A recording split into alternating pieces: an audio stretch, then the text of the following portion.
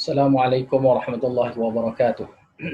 Alhamdulillah wassalatu wassalam ala Rasulillah. Rabbi shrah li sadri wa yassir li amri wa hlul 'uqdatam min lisani yafqahu qawli, amma ba'd. Kita sambung balik surah Al-Baqarah ayat yang ke-100. Ayat yang ke-100. A'udzu billahi minasyaitonir rajim. Bismillahirrahmanirrahim. Aw kullama 'ahadu 'ahdan nabadahu fariqun minhum bal aktsaruhum la yu'minun. Walamma ja'ahum rasulun min 'indillahi musaddiqun lima ma'ahum nabada fariqun minal ladzina utul kitab Allah wara'a zuhurihim ka'annahum la ya'lamun.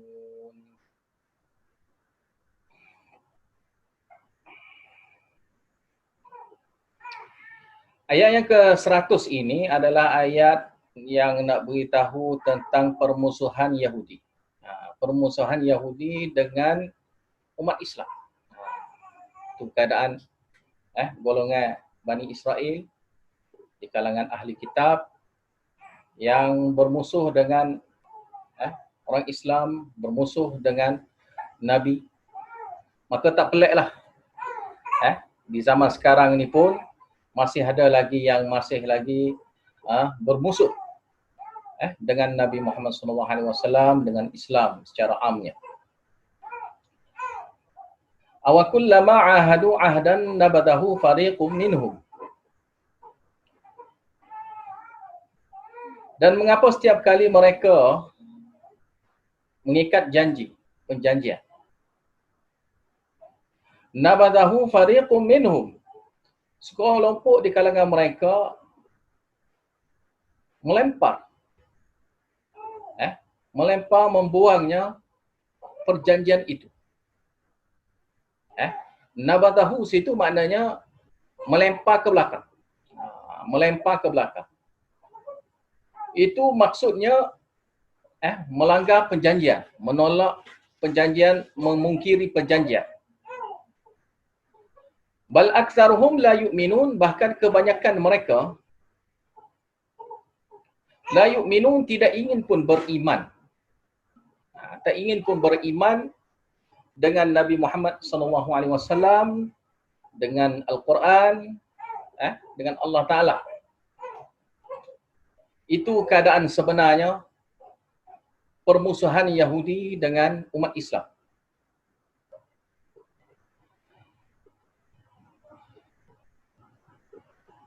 Golongan Yahudi ni,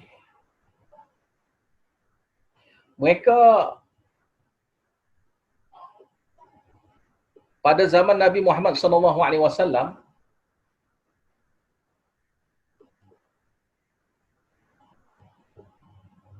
mula-mula mereka itu mendakwa mereka itu ingin beriman dengan Nabi Muhammad SAW. Sekiranya membawa kepada mereka bukti-bukti yang jelas dan perkara-perkara yang mereka itu tidak tahu. Membawa perkara-perkara yang mereka itu tidak tahu. Tetapi bila didatangkan oleh Nabi Muhammad SAW perkara yang mereka itu sudah memang tahu pun benda tu. Itu kebenaran Islam, kebenaran Al-Quran, perintah sebenarnya Allah Ta'ala supaya mentauhidkan Allah Ta'ala, mengesakan Allah Ta'ala, ikut syariat Allah Ta'ala, beriman dengan Nabi. Maka mereka itu memungkiri, menolak apa yang dibawa oleh Nabi SAW kerana anggapan itu benda yang dah lama. Mereka nak kalau boleh benda yang baru. Benda yang baru yang tak serupa dengan apa yang mereka itu sudah tahu. Sehingga dalam riwayat hadis ada beritahu, golongan Yahudi masa di zaman Nabi Muhammad SAW itu ketika di Madinah, Mereka minta supaya bila disampaikan kepada mereka benda-benda kebenaran tentang kitab, mereka kata kami dah tahu. Apa yang nak diberitahu tu kami dah tahu. Jadi ini keadaan sebenarnya golongan Yahudi yang mana mereka itu sebenarnya kali dia tahu. Tetapi hanya kerana degil tidak mahu menerima dakwah Nabi Muhammad SAW. Dan mari ayat ni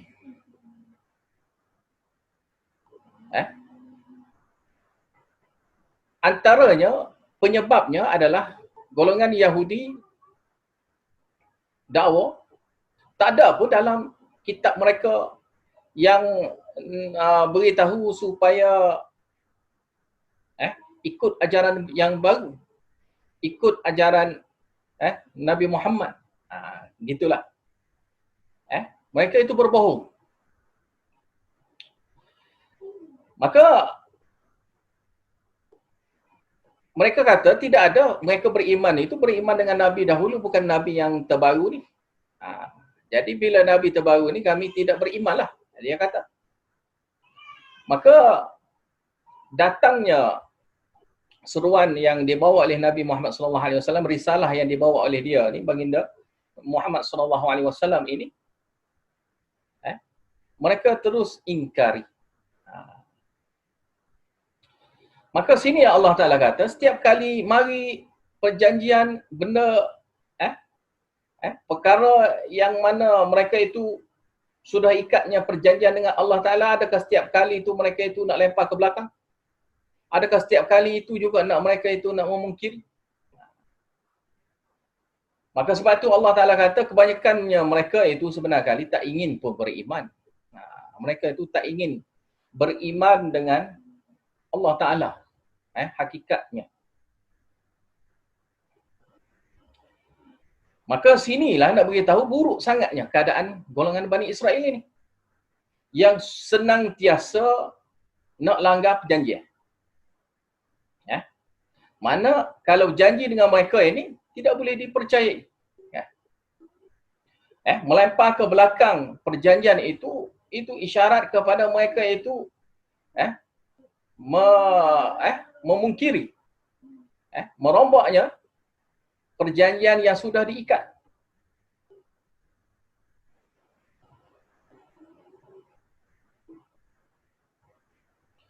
Maka ini tak pelik di kalangan Yahudi, di kalangan ahli kitab, hari ini buat perjanjian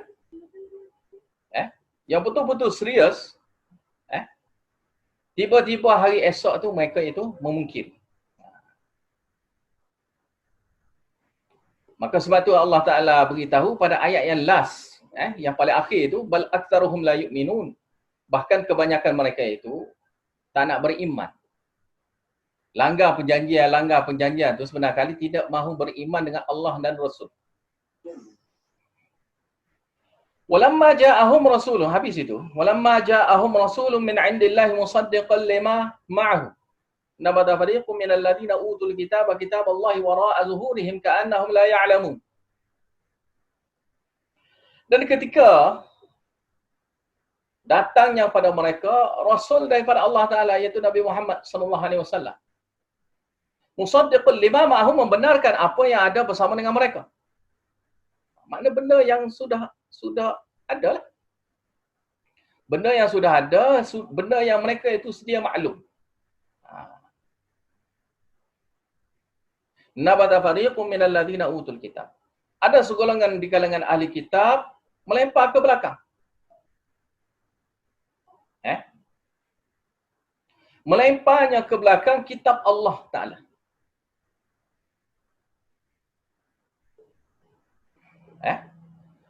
Wara'a zuhurihim, ke belakang punggung mereka.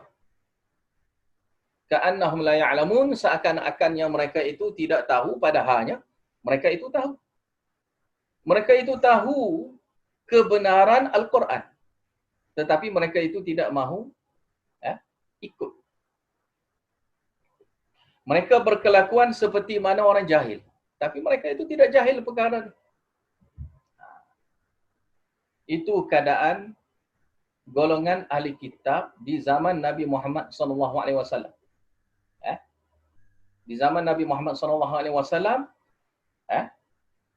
adanya golongan ahli kitab ini, mereka ini sebagai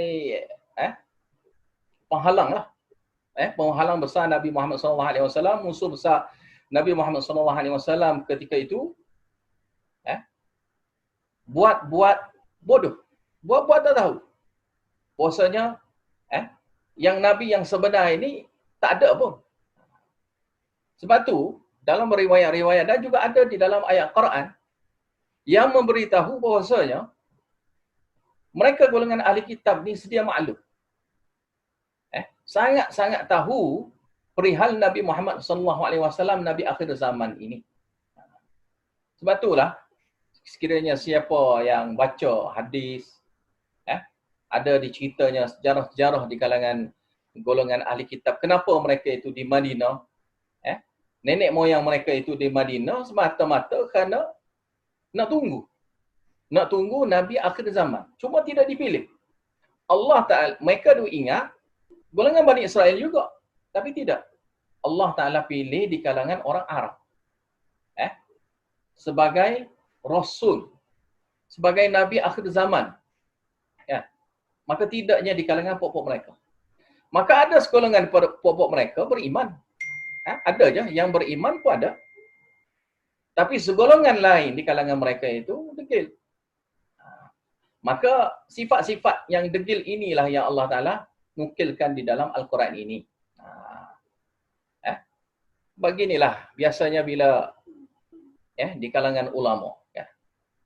Bila benda yang benar daripada Al-Quran, bila yang benar daripada hadis. Tapi kita duduk bawa benda yang lain daripada Al-Quran dengan hadis. Pengikut dah ada ramai. Maka kadang-kadang satu ujian besar bagi satu orang ulama itu nak menolak balik kesalahan-kesalahan lampau dia. Pendapat-pendapat dia yang bersalahan dengan Al-Quran, dengan sunnah Nabi. Maka kerana degil itu, mereka sanggup menegakkan benang basah. Sanggupnya mereka itu taksub dengan pegangan mereka, yang mana pegangan mereka itu pun tak kukuh pun. Tidak berpegang dengan Al-Quran, dengan sunnah pun. Tapi kerana pegangan itu sudah sekian lama dah mereka itu pegang, maka sukarnya mereka itu nak lepaskan pegangan mereka yang sebelum pada ini. Ini juga ujian kepada ulama-ulama, tak kiralah di kalangan ahli kitab ataupun di kalangan umat Islam sendiri. Kan?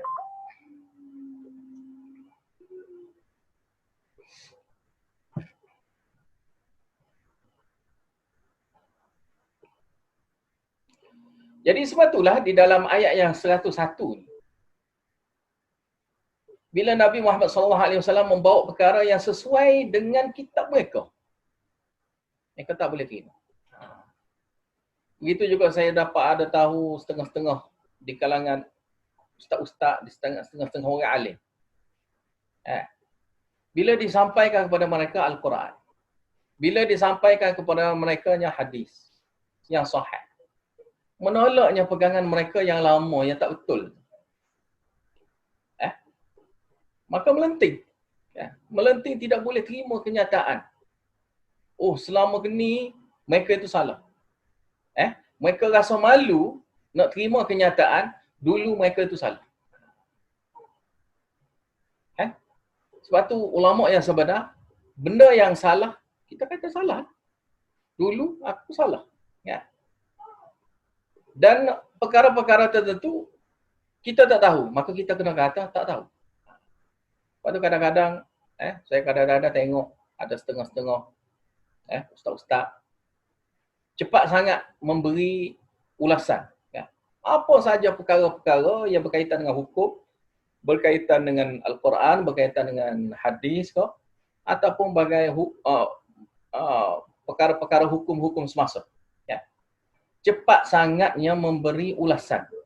Tanpa selidik dulu, tengok dulu pendapat orang lain ke, rujuk dulu Al-Quran, rujuk dulu hadis macam mana, barulah memberi jawapan. Ya. Dan tidak ramai yang sanggup kata, aku tak tahu. Sanggup kata tak tahu. Pernah diceritakan lah. Pernah diceritakan. Ada hikayat yang cerita tentang cerita Imam Malik. Imam Malik ada orang tanya. Banyak soalan. Orang tanya dia. Banyak soalan. Tak silap saya lebih 10 soalan. Lebih 10 soalan tanya. Imam Malik boleh jawab satu soalan gitu je. Maka orang pun memperlekehkanlah kepada Imam Malik. Kerana Imam Malik tak boleh jawab soalan. Tak boleh jawab soalan. Maka Imam Malik kata, yang dikatakan situ, dia kata, kamu kata kepada orang ni, Imam Malik tak tahu. Malik tak tahu. Mana gitu. Kamu kata, aku tak tahu. Kamu pergi tahu mereka, aku tak tahu. Tengok satu imam besar. Kan? Ulama besar di Madinah. Kan? Yang mengajar di Madinah. Kan? Mana ulama yang pada zaman dia tu tak ada lah. Imam Malik yang ulama yang terhebat masa di zaman dia. Bila ditanya soalan kepada dia, benda yang dia kurang tahu. Ataupun dia tak yakin dengan jawapan dia. Macam-macam lah alasan dia. Dia kata tak tahu. Dia kata tak tahu. Maka cara ginilah sebenarnya kali kena ada di kalangan kita. Bila ada perkara-perkara yang kita tidak tahu, kita kena kata tak tahu. Tak kira lah orang nak kata dia ni tak pandai mana. Tak kira lah. Biarlah. Memang kita tak pandai. Mana jangan kita, lebih baik orang anggap kita ni tak pandai daripada anggap kita ni pandai semua perkara pandai. Kan? Kadang-kadang orang dia ingat kita ni sangat pandai, tahu serba-serbi dalam agama. Jangan. Tidak serba-serbi dalam agama, tidak serba-serbi. Saya ingat dulu masa saya ngaji dulu, selama saya ngaji di madrasah di Pakistan dulu, saya ingat lagi. Ustaz saya pesan, Maulana Umar, dia ada pesan kepada saya, dia kata, kamu belajar ni, habis 8 tahun, silibus 8 tahun ni, habis sekalipun, kira-kiranya, kamu tak ada ilmu lagi. Kamu tidak ada ilmu sehinggalah kamu baca balik. Kamu mengajar, kamu baca balik, kamu ajar. Dan dia ada ulas situ perkara fan. Fan dengan ilmu. Perbezaan fan, lafaz fan. Satu lagi lafaz ilmu, dia kata. Fan ni semua jenis ilmu. Tetapi ilmu itu satu je. Ilmu tu ilmu satu je. Ilmu Al-Quran dengan Sunnah satu je. Mana ilmu yang sebenar? Nas. Nas Al-Quran dengan Sunnah itu ilmu yang sebenar. Yang lain adalah cabang-cabang ilmu.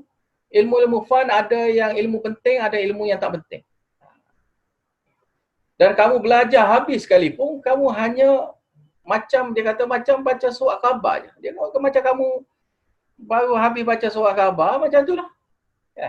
Kamu ambil surat khabar, dia kata, kamu ambil khabar, surat khabar, dia kata, lepas kamu baca habis semua sekali itu, itulah ilmu kamu. Umpama kamu baca sampai habis surat khabar. Maka kamu tidak akan tahu, melainkan kamu kena rujuk balik, kamu kena baca balik, kamu kena ajar orang. Sebab bila kamu nak ajar orang, nescaya kamu sendiri akan tengok. Waktu saya ingat dulu mula-mula saya nak mengajar, satu-satu ayat Al-Quran nak mengajar, satu-satu hadis nak mengajar, makan masa. Makan masa lama juga kita nak merujuk, ambil kitab tu, ambil kitab ni. Kan? Sampai penuh meja duduk. Nak menghadap satu-satu hadis, satu-satu ayat Quran. Kadang-kadang bukan ayat Al-Quran, satu kalimah Al-Quran. Satu kalimah Al-Quran pun ambil berkitab-kitab, ambil. Tak puas hati ambil kitab tu, ambil kitab ni pula. Jadi nak beritahunya, kesimpulannya,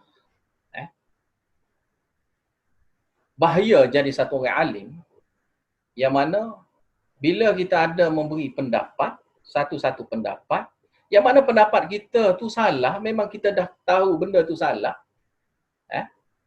maka kita nak kata benda yang kita fatwakan dulu, pendapat kita dulu tu yang salah tu, bukan senangnya satu orang ulama tu nak kata dulu dia salah. Biasa ada ego jugalah, ada ego bahawasanya dia akan nak sembunyikan supaya orang tak tahu kelemahan-kelemahan dia. Maka balik sini cerita golongan Yahudi. Golongan Yahudi ni, mereka ini buat macam tak tahu. Mereka buat macam tak tahu yang kebenaran sebenar Nabi Muhammad SAW sudahnya mereka itu tahu, dalam kitab mereka pun sudah diberitahu, tapi tetapnya mereka itu buat tak tahu. Sebab tu Allah Ta'ala sebut sini, ka'annahum la ya'lamu. Seakan-akannya mereka itu tidak tahu.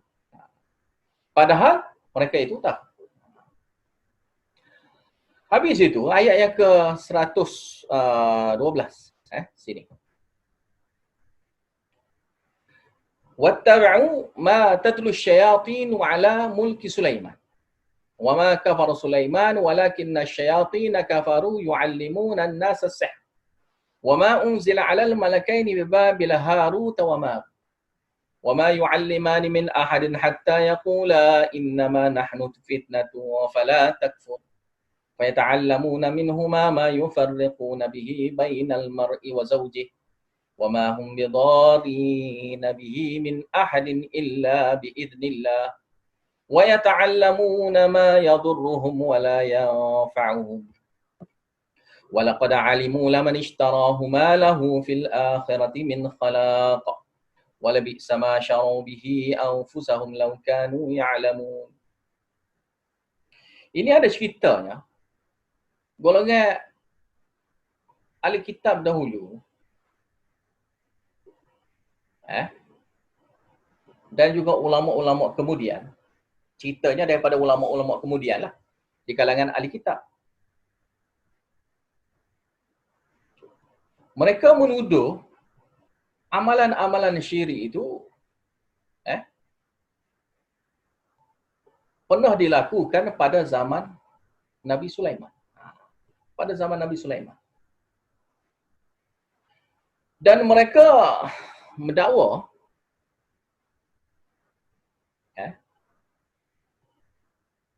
Nabi Sulaiman ada kuasa dahulu, meretah dunia, jadi raja dunia ketika dulu. Sebenar sekali ada satu kuasa. Ada kuasa kehebatan. Dan ini sampai sekarang pun golongan ahli kitab percaya. Itu golongan ahli kitab sekarang ni percaya Nabi Sulaiman dahulu dapat meretah kerana adanya cincin keramat. Ada cincin keramat. Maka dengan cincin keramat itu Nabi Sulaiman dapat memerintah dunia. Kerana kehebatan cincin dia. Cincin tu yang bentuk macam bintang. Yang sekarang ni pun golongan Yahudi buat sebagai macam azimah. Macam setengah-setengah orang kita pun buat macam capal. Gitulah. Pokok Yahudi dia buat lambang cincin. Kalau setengah-setengah pokok yang terbaru sekali tempat kita ni, yang masyhur sekarang ni, capal, selipar. Kan? Nak lebih kurang lah, tapi teruk yang capal lagi lah. Sebab yang capal tu, kalau Yahudi guna juga cincin. Cincin ni benda yang letak di tempat tinggi je pak.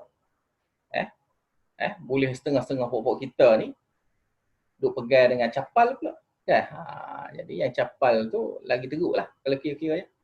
Nak dibandingkan dengan cincin. Tapi kedua-duanya tak boleh lah. Kedua-duanya ni tak boleh. Maka anggapan golongan Yahudi, Nabi Sulaiman dulu ni dia ada kuasa. Ada kuasa, ada keramat. yang mana boleh dengan ada keramat itulah dia dapat memerintah dunia. Sehingga adanya cerita Israeliat ada beritahu satu ketika Nabi Sulaiman terhilangnya cincin dia. Maka bila hilang yang cincin tu, jatuh dalam sungai ke laut ke, dimakan ikan. Maka ketika itu Nabi Sulaiman jadi papa kedana, jadi orang miskin, jadi pengemis lah, mana macam orang pengemis lah. Satu orang yang fakir miskin. Kan? Semua sekali tak ada. Kerajaan, pangkat, harta apa semua sekali tak ada. Kenapa? Kerana kehilangan cincin dia. Itu cerita-cerita Israel. Dan sampailah satu ketika, cincin itu adalah satu orang nelayan, dia mengair, dia dapatnya ikan tu. Lepas dapat ikan tu, dia buka tengok ada cincin. Maka dia ambil cincin tu, maka dia juga dapat keramat selepas pada itu. Itu cerita-cerita Israel. Dan kadang-kadang benda cerita ni pun sampai di tempat kita. Cerita-cerita gitu. Ni hikayat-hikayat cerita-cerita Israel. Dan tak patutnya ada benda-benda gitu. Maka ayat ini nak menafi semua sekali. Nabi Sulaiman ada keramat ke, ada kuasa sihir ke apa semua sekali. Tidak ada. Maka ayat ni lah. Sebagai nak beritahu.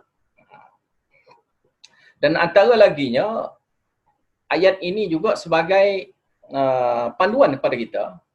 Perbezaan mukjizah dengan sihir. Macam mana kita nak bezakan mukjizah? Macam mana kita nak bezakan dengan sihir? Sama-sama baca. Sihir ada yang jenis baca kan? Mukjizah tak kena baca apa? Kan? Terus jadi. Maka ini nak membezakan kan? Sihir macam mana? Mukjizah macam mana? Maka anggapan golongan Yahudi yang membawa kesesatan, mereka mendakwa Nabi Sulaiman ni dia bawa sihir. Maka ayat ini nak menafikan. Dan ayat ini biasanya kalau orang nak bomoh pun orang baca ayat ni lah. Nak bomoh orang kena sihir, baca ayat ni lah juga. Itu dia lah. Sampai sini dulu, kita sambung sekejap lagi lepas ni. Sini nak habis dah ni. Sambung lepas ni, insyaAllah. Wallahu a'lam bissawab wa akhir da'wana alhamdulillah rabbil alamin.